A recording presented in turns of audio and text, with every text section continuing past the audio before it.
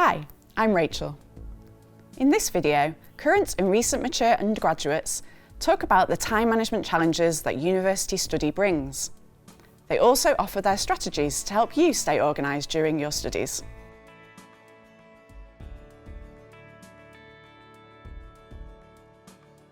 I think mature students are pretty good at managing their time because they've had experience of managing family life, balancing work commitments with family life. But those are the challenges, that they've got to combine study with those existing commitments. All the university courses require a lot of commitment and time whilst we are studying, whether we are on campus using the libraries or at home preparing for seminars, workshop, and doing the homework. It's always one part of life, and we should still look after our health and well-being and paying the bills and rent. I think the particular challenges are balancing the full course workload, paid work and family commitments.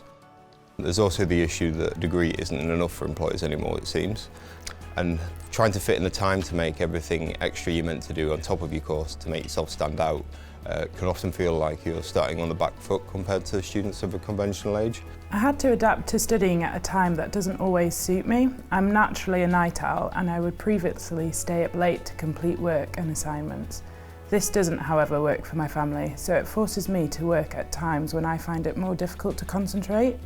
Another challenge is saying no to friends and family. It can be difficult for your friends and family to understand your schedule and commitments. If you are a mature student who has left a job and/or moved away from family and friends to begin your studies, you may find that you have a lot of unstructured time, as Carol discusses. Actually, I had too much time on my hands in the first few years. I'd always say I'll do it later, and then when later came, I'd always be in a rush to get things finished. Towards the end of my degree, things changed for me. I had to start working and I had to manage the working with other commitments, the prep work for my modules, everything else that I was doing on campus as well. For me, my emotional and mental capacity and well-being was particularly important, and that had to become a priority. Now, our mature students talk about the tools and techniques they use to manage their time. I bought myself a weekly planner pad to book in time to work on my pre-class work and also assignment deadlines. Having a desk planner has really helped. Each week I plan out the time that I'm going to allocate to different tasks for the different assignments and modules, and I also have a little chart where I write down all the tasks that I have to prepare for the week ahead. And I also schedule in social time and leisure time to make sure that I'm getting breaks from study. I try to use my commute productively. I cycle in, which gives me 40 minutes of exercise in the morning. If I can't cycle, I try to use my train journey productively by doing emails or little tasks. That way, when it comes to studying, I can just get stuck straight in. I'd say the biggest move for me personally was moving towards doing everything digitally. I was apprehensive at first. It took a lot of perseverance and I had to be a bit stubborn in trying, but especially getting used to reading everything on a screen and the move away from handwritten notes. But since I have, it's given me a sizable chunk of my time back every week. Next, Carol and Ali share advice on what to do if you are unsure how to manage your time or feel overwhelmed by your commitments. A solution that worked for me was working with the academic skills team in the Lifelong Learning Centre. We decided to put a timetable together to put in sort of university commitments and other commitments as well. But a major factor was putting in time for rest and relaxation for sort of the mental and emotional well-being. Basically, as a mature student, I was working full-time before I started my studies here at University of Leeds in Lifelong Learning Centre.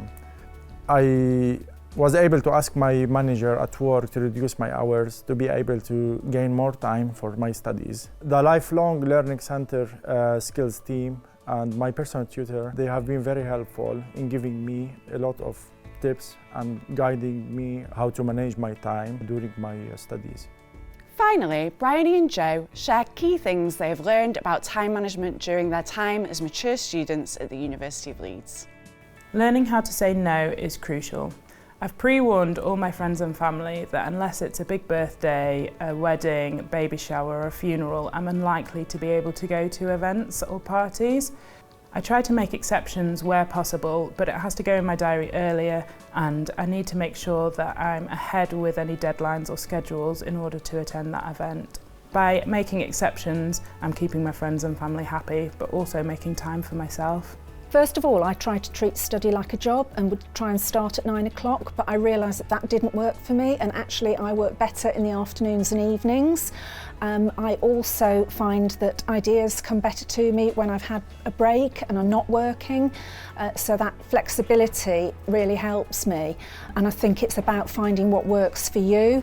If you've got some flexibility in your schedule, to find out when you're most productive, because that's the key thing, is the productivity, not when you do it. I hope that hearing about the students' experience will help you to explore and identify effective time management strategies.